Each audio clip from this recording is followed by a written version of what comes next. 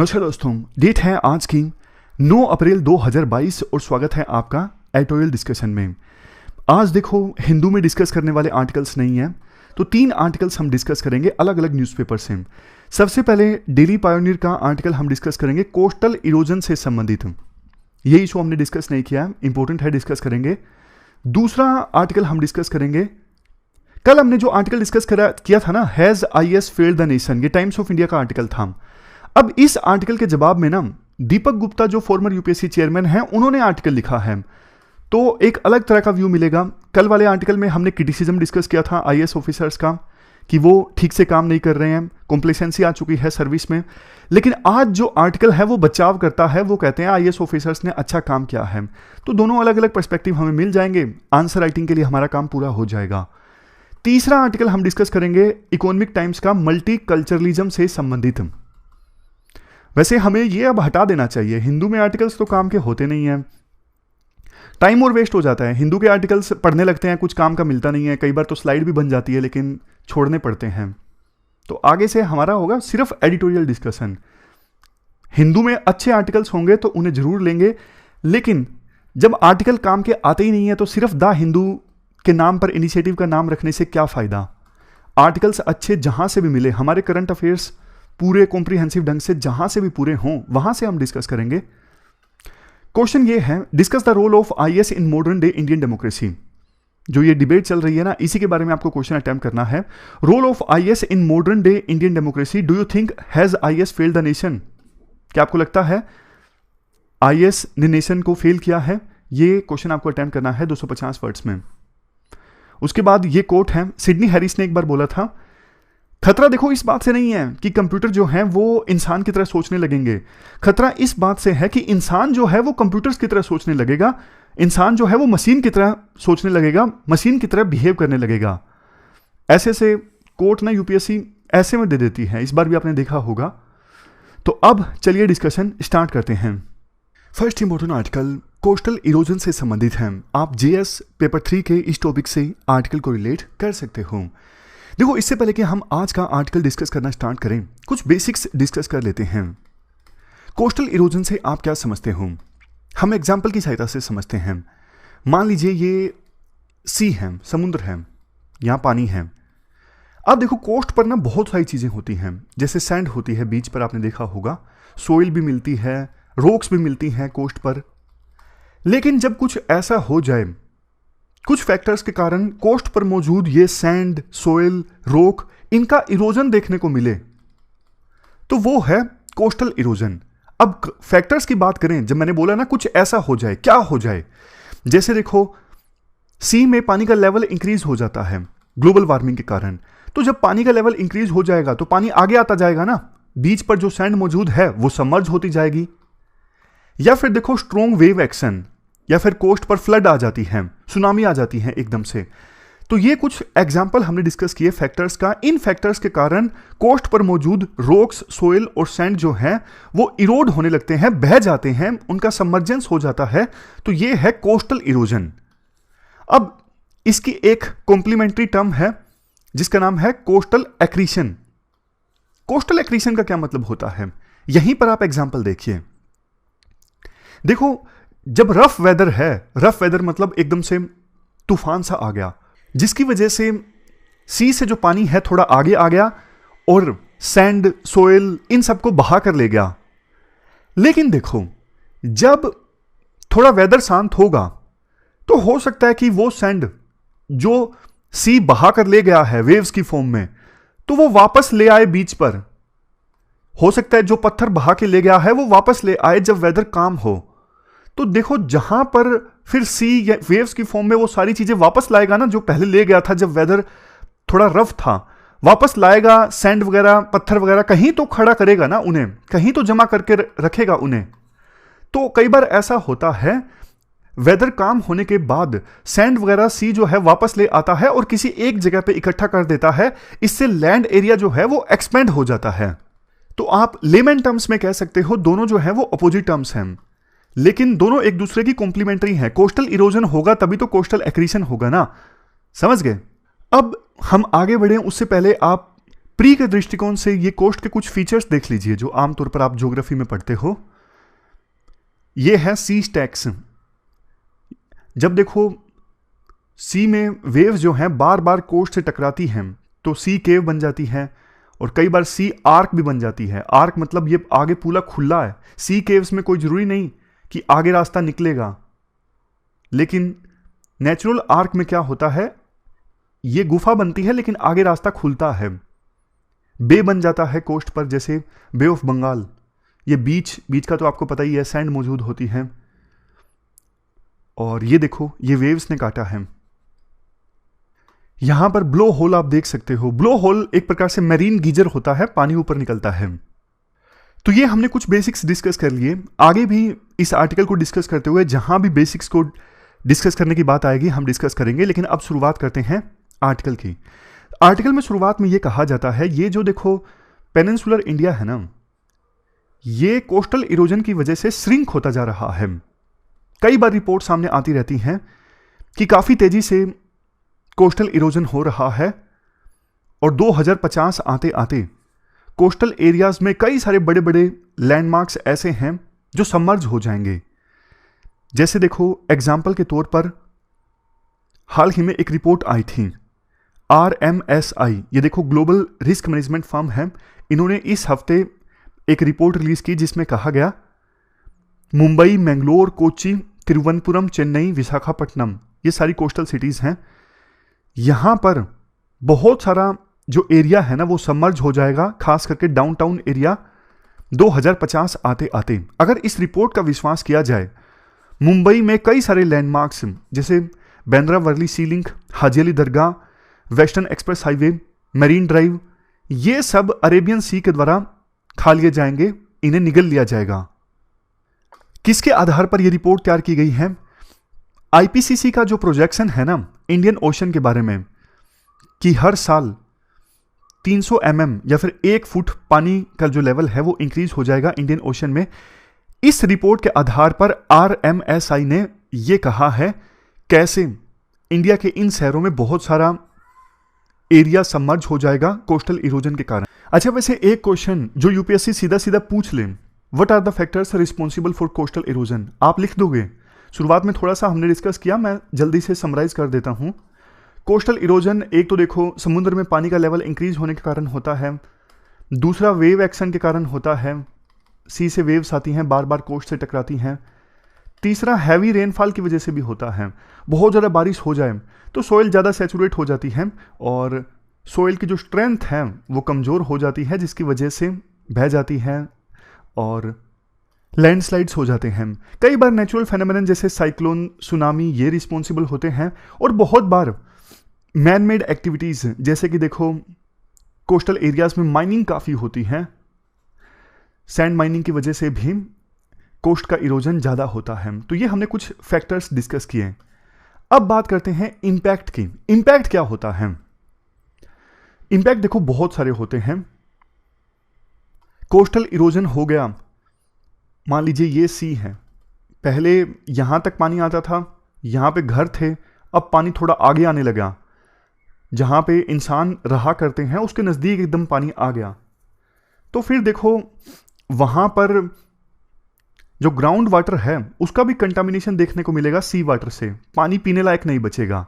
बहुत ऐसी शिकायतें आ रही हैं हमारे कुछ राज्यों में कि कोकोनट ट्रीज जो हैं अब पहले के अपेक्षाकृत कम फ्रूट्स दे रहे हैं। कई सारे लोग स्किन डिजीज की भी शिकायत भी कर रहे हैं।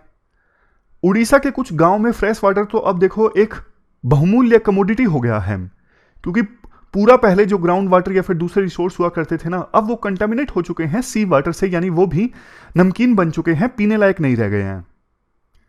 नेक्स्ट नुकसान ये होता है, बहुत सारे लोगों को अपना घर बार छोड़कर दूसरे इलाकों में जाना पड़ता है कोस्टल इरोजन की वजह से, और देखो उनको दूसरी जगह सेटल डाउन करना ये बहुत एक्सपेंसिव और टाइम कंज्यूमिंग प्रोसेस है। सरकार बोल तो देती है हम स्टेप उठा रहे हैं, उठा नहीं पाती। उनका माइग्रेशन होता है दूसरी जगहों पर, शहरों में या फिर दूसरे एरियाज में, तो कई तरह के अलग अलग कन्फ्लिक्ट्स भी पैदा हो जाते हैं। अब आपको जाहिर तौर पे पता है कोस्टल इरोजन की वजह से पहले जो लोग जैसे मछुआरे हैं दूसरी जगह पर जाएंगे, जिस जगह पर जाएंगे हो सकता है कि वहाँ के लोगों की वजह से वहाँ के लोगों के साथ एडजस्ट ना हो सके, तो ये भी एक इनडायरेक्ट नेगेटिव इंपैक्ट है, आप कह सकते हो, कोस्टल इरोजन का। अब लास्ट में क्वेश्चन ये है, क्या किया जा सकता है कोस्टल इरोजन को बचाने के लिए, मतलब कोस्टल इरोजन ना हो ये इंश्योर करने के लिए। तो कई सारी चीज़ें सुझाई जाती हैं आर्टिकल में, जैसे artificial beach nourishment. Artificial beach nourishment मतलब जैसे देखो, आप आर्टिफिशियली सैंड लाकर रख देते हो बीच पर, कहीं और से ले जाके अपने बीच पर रख दी। दूसरा, कंस्ट्रक्टिंग सी वॉल्स, इस प्रकार से आप सी वॉल बनाते हो कोस्टल इरोजन से बचने के लिए। नेक्स्ट है रिवेटमेंट। रिवेटमेंट में आप देखो इस प्रकार का स्ट्रक्चर खड़ा करते हो कि पानी आए ना, पानी की जो एनर्जी है वो धीरे धीरे एब्जॉर्ब हो जाए, मतलब पानी की एनर्जी कम हो जाए और पानी आगे ना जाए या फिर नुकसान ना पहुंचाए। तो इस प्रकार का आप स्ट्रक्चर खड़ा करते हो रिवेटमेंट में। नेक्स्ट है ग्रोइंस। ग्रोइंस में क्या होता है, आप ऐसा स्ट्रक्चर बनाते हो कोस्टल एरियाज में ताकि जो सेडिमेंट्स है ना वो ट्रैप हो जाएं। पानी आता है, मिट्टी को बहा के ले जाता है या फिर पत्थरों को बहा के ले जाता है, लेकिन इस प्रकार का स्ट्रक्चर होगा तो सेडिमेंट्स यहीं कहीं फंस जाएंगे। तो ये होते हैं ग्रोइंस। यूपीएससी प्री में क्वेश्चन पूछ सकती है कि ये नाम जो है ग्रोइंस है, रिवेटमेंट है, ये किससे रिलेटेड हैं, तो आप बता सकते हो कोस्टल इरोजन से संबंधित हैं। इस प्रकार के क्वेश्चन यूपीएससी काफी पूछती हैं। वैसे देखो मैनग्रोव्स वगैरह लगाने से भी थोड़ा बहुत कोस्टल इरोजन को कंट्रोल किया जा सकता है। अब गवर्नमेंट इनिशिएटिव्स के बारे में आपको लिखना हो तो ये सारे आप लिख सकते हो। National centre for sustainable coastal management establish किया गया है। काम क्या है, कोस्टल और मेरीन एरियाज जो हैं इंडिया के, वहाँ पे integrated and sustainable management promote करना। किसकी, कोस्ट की। Integrated coastal zone management plan बनाया है सरकार ने, कोस्टल रेगुलेशन जोन्स बनाए हैं। कौन से एक्ट के अंतर्गत, ये बनाए हैं इन्वायरमेंटल प्रोटेक्शन एक्ट 1986 के अंतर्गत। तो ये पूरा आर्टिकल हमने डिस्कस किया कोस्टल इरोजन से संबंधित। अब चलते हैं आगे। देखो इसके बाद नेक्स्ट जो आर्टिकल है वो आईएएस से संबंधित है। कल आपको याद होगा हमने एक आर्टिकल डिस्कस किया था, has IAS failed the nation. D Subbarao ने वो आर्टिकल लिखा था जिसमें उन्होंने कहा था कि यस। कल ही हमने ये आर्टिकल डिस्कस किया था। अब इसके जवाब है ना दीपक गुप्ता, जो यूपीएससी के फॉर्मर चेयरमैन हैं, वो कहते हैं नो, आईएएस ने देश को फेल नहीं किया है। और वो अपने व्यू के पक्ष में बहुत सारे आर्गुमेंट्स देते हैं। वो बोलते हैं सबसे पहली बात तो देखो, संविधान ने ही ऐसा प्रोविजन किया है कि जो ब्यूरोक्रेट्स हैं उनको पॉलिटिकल एग्जीक्यूटिव की बात माननी पड़ती है, तो इसलिए जो ब्यूरोक्रेट्स हैं वो पॉलिटिकल एग्जीक्यूटिव की बात मानते हैं। दूसरी चीज, कई सारी रिपोर्ट्स आई हैं जिसके अनुसार आईएएस ने देश को एकजुट करके रखा है, हमारे देश में डेमोक्रेसी को मेंटेन करके रखा है। मतलब एक जो बहुत बड़ा लक्ष्य था ना ब्यूरोक्रेसी को लाने का, वो था देश को एकजुट रखना, देश की यूनिटी इंश्योर करना, देश को टूटने से बचाना। तो आईएएस ने अच्छा काम किया है, हमारा देश ज्यादा एकजुट है as comparison to other countries जैसे पाकिस्तान, श्रीलंका, इन सब देशों को आप देख लीजिए। अगर हम ये बोलते हैं IAS has failed the nation, तो लाखों ना सिर्फ सिविल सर्विसेज के एस्पायरेंट्स बल्कि जो आईएएस ऑफिसर्स अभी फील्ड पर काम कर रहे हैं उनका भी मोरल डाउन होता है अगर हम सीधा सीधा बोलते हैं कि IAS has failed the nation. हाँ देखो ये बात सच है, बहुत सारी कमियां हैं, बहुत सारे आईएएस ऑफिसर्स करप्शन में संलिप्त हैं, कॉम्प्लेसेंट हो चुके हैं, सुस्त हो चुके हैं, अपनी स्किन बचाने की कोशिश करते हैं। लेकिन रिफॉर्म की बात आप कर सकते हो कि क्या रिफॉर्म आना चाहिए, क्योंकि देखो ये बोलना कि सिर्फ आईएएस ने नेशन को फेल्ड किया है, इसका मतलब तो आप ब्यूरोक्रेट्स को अगर हटा दोगे, आईएएस जो है इन पूरी सर्विस को या एबोलिश कर दोगे तो सारी गवर्नेंस की प्रॉब्लम है वो इंडिया में दूर हो जाएगी। ऐसा नहीं है, गवर्नेंस के ओवरऑल इंडिया में चैलेंजेस हैं और दूसरे जो इंस्टीट्यूशंस हैं उनमें भी चैलेंजेस हैं। तो हमें जो आईएएस में प्रॉब्लम्स है ना उनको दूर करने की कोशिश करनी चाहिए। जैसे डी सुब्बाराव खुद ही बोलते हैं कि प्रॉब्लम जो है वो रिक्रूटमेंट एग्जामिनेशन में है, पेनल्टीज में है, मतलब किस प्रकार से जो लोग काम नहीं करते उनके खिलाफ पेनल्टी लगाई जाए, या फिर इंसेंटिव स्ट्रक्चर में है। तो फिर वो अपना थोड़ा सा प्रमोशन करते हैं। मैंने एक बुक लिखी है उसमें मैंने बताया है सॉल्यूशन कि कैसे इन प्रॉब्लम्स को दूर किया जा सकता है। कुछ आईएएस ऑफिसर बहुत अच्छा काम करते हैं, सिर्फ नेगेटिव हमें पब्लिसाइज करने की बजाय उनके अच्छे कामों को भी पब्लिसाइज करना चाहिए। लबासना जो एकेडमी है ट्रेनिंग की, वो समय समय पर आईएएस ऑफिसर के द्वारा अच्छा काम किया जाता है उन्हें पब्लिसाइज करता है। फिर वो बोलते हैं कि देखो आईएएस ऑफिसर्स ने अच्छा काम किया है, ये कैसे पता लगता है वर्ल्ड डेवलपमेंट रिपोर्ट 1997 ने यह कंक्लूड किया था कि हमारे देश में ना जितने भी रिफॉर्म्स आए हैं ना, उसके कोर में आईएएस ऑफिसर ही हैं। कहीं ना कहीं आपको आईएएस ऑफिसर जरूर देखने को मिलेगा। आईएएस ऑफिसर्स के पास एक्स्ट्रा ऑर्डिनरी स्ट्रेंथ और स्किल्स, टैलेंट देखने को मिलता है जिसका देश फायदा उठा सकता है। और बात रही रिफॉर्म्स की, रिफॉर्म तो देखो हर एक इंस्टीट्यूशन में आना चाहिए समय के अनुसार, और आईएएस भी उससे अछूता नहीं है। रिफॉर्म्स जैसे कि पॉलिटिकल एग्जीक्यूटिव ना ट्रांसफर को एज ए टूल इस्तेमाल करते हैं आईएएस ऑफिसर्स को स्प्रेस करने के लिए। तो ये टूल जो है वो पॉलिटिकल एग्जीक्यूटिव के हाथ में नहीं होना चाहिए, मतलब या फिर इसमें सुधार आना चाहिए। कई बार ऐसा बोला गया है कि एक इंडिपेंडेंट कमेटी या फिर बॉडी आईएएस आईपीएस ऑफिसर्स की ट्रांसफर तय करे, ना कि पॉलिटिकल एग्जीक्यूटिव। इवन राइटर तो ये भी सजेस्ट कर देते हैं एज कम कर दी जाए। आपको डरने की आवश्यकता नहीं है। देखो जब भी यूपीएससी कभी भी एज कम करेगी ना, डीओपीटी, तो जो ऑलरेडी एस्पायरेंट्स है ना उनके लिए एज कम नहीं होगी। ऐसा नहीं कि हाँ रात को सोए एज है 32 साल, सुबह उठे तो हाँ डिसीजन पता लगा सरकार ने अब एज कर दी 28। ऐसा नहीं होता है। सरकार ना पहले से ये बता देती है कि 4 साल बाद जो एग्जाम होगा ना, तब जाके एज कम वाली जो चीज है ना वो इंप्लीमेंट होना स्टार्ट हो जाएगी। करंट ईयर से नहीं होती है, इवन उस नेक्स्ट ईयर से भी सरकार ऐसी चीजें नहीं करती है। ऐसी कम बढ़ा बेशक दे सरकार एज, लेकिन जब कम करना होता है ना तो over the period of time face wise basis पे ये चीजें इंप्लीमेंट होती है। जैसे हाँ सरकार बोल दे कि 2025 में या फिर 2026 में जो लोग एग्जाम लेंगे ना, जो नोटिफिकेशन जारी होगी उनके लिए एज हो जाएगी 28। ऐसा होता है। लास्ट में राइटर यही बोलते हैं कि देखो सरदार पटेल ने जो हमारे देश में ब्यूरोक्रेसी को एनविसाज किया था ना, वो यूनिटी को ध्यान में रखते हुए किया था, डेवलपमेंट वर्क को कैरी आउट करने के लिए किया था। तो जब भी मैं आईएएस एस्पायरेंट्स का इंटरव्यू लेता हूं तो यही उनको एंकरेज करता हूं कि आइए आप आईएएस जरूर ज्वाइन कीजिए। ये बेस्ट सर्विस है समाज में चेंज लाने के लिए और देश को आगे ले जाने के लिए। तो ये हमने पूरा आर्टिकल डिस्कस किया। दीपक गुप्ता का जो फॉर्मर यूपीएससी चेयरमैन है और आईएएस हैं, इनका आर्टिकल कल के आर्टिकल के अगेंस्ट था डी सुब्बाराव का, जो हमने डिस्कस किया था, IAS has failed the nation. अब चलते हैं आगे। इसके बाद नेक्स्ट जो हमारा आर्टिकल है देखो वो मल्टी कल्चरलिज्म से संबंधित है। छोटा सा आर्टिकल है इकोनॉमिक टाइम्स का।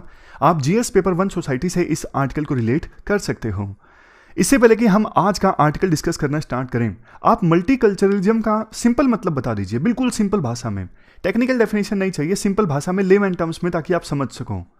देखो मल्टी कल्चरलिज्म एक सिंपल ऐसा कंसेप्ट है जो ये कहता है सभी तरह के जो कल्चर्स हैं ना किसी भी देश में, जैसे इंडिया में मेजोरिटी में हिंदू हैं, माइनॉरिटी में मुस्लिम्स हैं, सिख हैं, क्रिश्चियंस हैं, ये तो हमने धर्म की बात की। एथनिक ग्रुप्स अलग अलग हैं। सभी कल्चर्स, रिलीजन्स और एथनिक ग्रुप या फिर रेस है ना, उनको एक्नोलेज करना, डिफरेंसेस को एक्नोलेज करना, आपस में रिस्पेक्ट हो, ये भी इंश्योर करना, ये भी मल्टी कल्चरलिज्म में आता है। अब देखो इंडिया जो है, इंडिया में तो आपको पता है वैसे ही बहुत सारे कल्चर्स हैं। तो इंडिया ना हमेशा से एक टॉलरेंट कंट्री रहा है और ये इंडिया का एडवांटेज भी है। यहां पे ना देखो 2 तरह के मॉडल्स होते हैं। यूएस में भी आपको पता है अलग अलग कल्चर्स के लोग रहते हैं, बट यूएसए ने इस डाइवर्सिटी को अलग ढंग से टैकल किया है और इंडिया ने इस डाइवर्सिटी को अलग ढंग से टैकल किया है। आप डिफरेंस देखिए, यूएसए में जब मॉडल है ना वो है मेल्टिंग पोट। अलग अलग कल्चर्स के जब लोग यूएसए में जाते हैं ना तो वो मिलके एक कल्चर बनाते हैं, अमेरिकन कल्चर। अमेरिकन वैल्यूज के बारे में आपने काफी सुना होगा, जिसमें लिबरलिज्म, टॉलरेंस, पैसा कमाओ, ये सब चीजें आती हैं, इंडिविजुअलिज्म। दूसरी तरफ हमारा जो मॉडल है ना वो है सैलेड बाउल मॉडल। इसमें क्या है, आप यहां पर देखो, सारी वैल्यूज मिलके एक वैल्यूज नहीं बनाती। ये सब जो है अपनी आइडेंटिटी तो है अलग से बरकरार रखते हैं। जैसे सलाद की एक प्लेट होती है ना, सबकी आइडेंटिटी अलग दिखती है आपको। ओनियन, टोमेटो, जो भी सलाद में है उनकी आइडेंटिटी आपको अलग दिखती रहती है। तो ये है इंडिया का मॉडल, सैलेड बाउल मॉडल। इसमें अलग अलग जो कल्चर्स है ना अपनी आइडेंटिटी जो है वो बरकरार रखते हैं, लेकिन यूनिटी को मेंटेन करते हुए, जो हमारा फेमस कंसेप्ट है यूनिटी इन डाइवर्सिटी। तो देखो आर्टिकल में यह कहा जाता है मल्टी कल्चरलिज्म जो है वो इंडिया की एक स्ट्रेंथ है हमेशा से। अब कुछ ऐसा नहीं होना चाहिए कि हम हमारी इस स्ट्रेंथ को ना खो दें किसी भी रिस्ट्रिक्शन की वजह से। जैसे देखो डाइटरी रिस्ट्रिक्शन, डाइट पर रिस्ट्रिक्शन लगा दिया। जाहिर तौर पर राइटर साफ तौर पर बोलते नहीं है, लेकिन उनका इशारा दिल्ली में जो मीट बैन हुआ ना उस पर है। या फिर आप क्या पहन सकते हो क्या नहीं पहन सकते हो, इसको लेके यहां पर राइटर का इशारा है हिजाब बैन की तरफ। तो इन छोटी छोटी चीजों पर लड़ना नहीं चाहिए विभिन्न कम्युनिटीज को, मतलब डायरेक्टली आरोप नहीं लगाते हैं राइटर किसी पर भी, लेकिन जनरल बात बोलते हैं कि देखो इन इश्यूज पर हमें ज्यादा ध्यान दिए बिना कुछ ऐसी चीजों पर ध्यान देना चाहिए जिससे देश आगे बढ़े, हम हमारी सिविलाइजेशन को, हमारे देश को महान बना सकें। जैसे देखो आवश्यकता है साइंस एंड टेक्नोलॉजी को हमारे देश में डेवलप करने की, देश को कैसे फर्दर आगे ले जाया जा सकता है उस पर ज्यादा ध्यान देने की आवश्यकता है, रोजगार कैसे जनरेट किया जाए उस पर ज्यादा ध्यान देने की आवश्यकता है। बजाय इन छोटी छोटी चीजों पर हमारे देश में विभिन्न कम्युनिटीज अगर देखो लड़ती रहेंगी, तो जिस चीज को लेकर हमेशा से हमारा एज रहा है ना मल्टीकल्चरलिज्म, उस चीज को लेकर हमारा एज जो है वो हम खत्म कर देंगे। अगर देखो सोसाइटी में ही इंस्टेबिलिटी रहेगी, सोसाइटी में ही पीस नहीं रहेगी, तो कैसे देश आगे बढ़ेगा? सोच के देखिए, यूथ अगर अपनी एनर्जी नष्ट कर देंगे इन सब चीजों पर। मैं आपको सिंपल एग्जांपल देता हूं। एक तो देखो यूथ जो है यूट्यूब पर ऐसी वीडियोस देखें, हिजाब होना चाहिए नहीं होना चाहिए, हिजाब बैन होना चाहिए नहीं होना चाहिए, या फिर दिल्ली में मीट बैन होना चाहिए नहीं होना चाहिए। देखो मतलब डिस्क्लेमर है, मैंने भी ये वीडियो बनाई थी एथिक्स के पर्सपेक्टिव से, दूसरे चैनल पे हम डिस्कशन करते हैं ना, तो ये इशू मैंने भी डिस्कस किया था, बट मजबूरी है हमारी, तो अब यूपीएससी इस पर पूछ सकती है, एथिकल पर्सपेक्टिव से हमने डिस्कस किया था। लेकिन मुझे आप एक बात बताइए, अगर हमारा यूथ इन सब चीज़ों को डिस्कस करने में टाइम वेस्ट करता है, या फिर जो नए नए आइडियाज़ हैं, स्टार्टअप कैसे बने, नई नई टेक्नोलॉजीज को कैसे डेवलप करें, रोजगार के अवसर कैसे पैदा हों, उन पर टाइम अपना इन्वेस्ट करता है, तो किससे फायदा होगा? आप बताइए किससे फायदा होगा?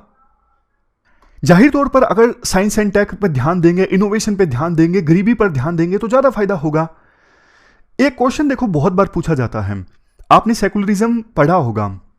सेकुलरिज्म तो देखो हमने भी काफी बार पुरानी वीडियोस में डिस्कस किया है। एक क्वेश्चन काफी बार पूछा जाता है, और आप बताइए आपको उस क्वेश्चन के बारे में क्या लगता है। क्वेश्चन ये है, एक जो टर्की के पुराने शासक थे ना अटातुर्क, उनका मॉडल था कि आप अपना रिलीजन ना घर छोड़ के आइए, घर से बाहर आप निकलते हो ना, आप मतलब कोई ऐसी चीज बाहर मत पहन के आइए जिससे पता लगता हो कि आप इस धर्म के हो या फिर इस एथनिक ग्रुप से हो। सब कुछ आप घर के अंदर छोड़ के आइए, बाहर आप बन के आइए एक नॉर्मल इंसान की फॉर्म में। हर एक पर्सन को अपने कल्चर पर गर्व होना चाहिए, यह बात देखो सही है। हर एक पर्सन, कोई पर्सन अगर वो किसी भी धर्म से हो, अगर अपने धर्म पे गर्व महसूस करता है तो इसमें कुछ गलत नहीं है। लेकिन जब ये चीजें होने लगती है ना कि मेरा धर्म सही है आपका धर्म गलत है, तब टकराव पैदा होता है।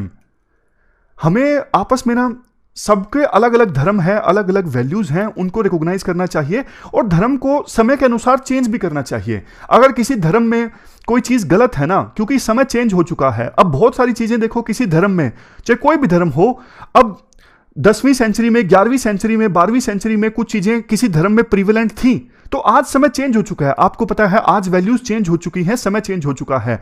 अगर आप 10वीं शताब्दी में प्रिवेलेंट उस धर्म की वैल्यूज को आज के धर्म में इंप्लीमेंट करने की कोशिश करोगे, तब भी विवाद आएगा। तो हमें रिलीजन को प्रोग्रेसिव बनाने की आवश्यकता है, अलग अलग धर्मों में जो वैल्यूज हैं उनको रिकॉग्नाइज करने की आवश्यकता है। और इसके साथ साथ एक जो क्वेश्चन मैंने आपसे पूछा कि धर्म को आप घर के अंदर छोड़ के आओ, लेकिन बाहर जो है आप एक नॉर्मल इंसान की फॉर्म में निकल के आओ, आपस में ह्यूमैनिज्म को आप ज्यादा तवज्जो दो। इस क्वेश्चन को लेके आपका क्या मानना है? तो ये थी हमारी आज की डिस्कशन। फिलहाल इस डिस्कशन में इतना ही है। Thank you very much for discussion.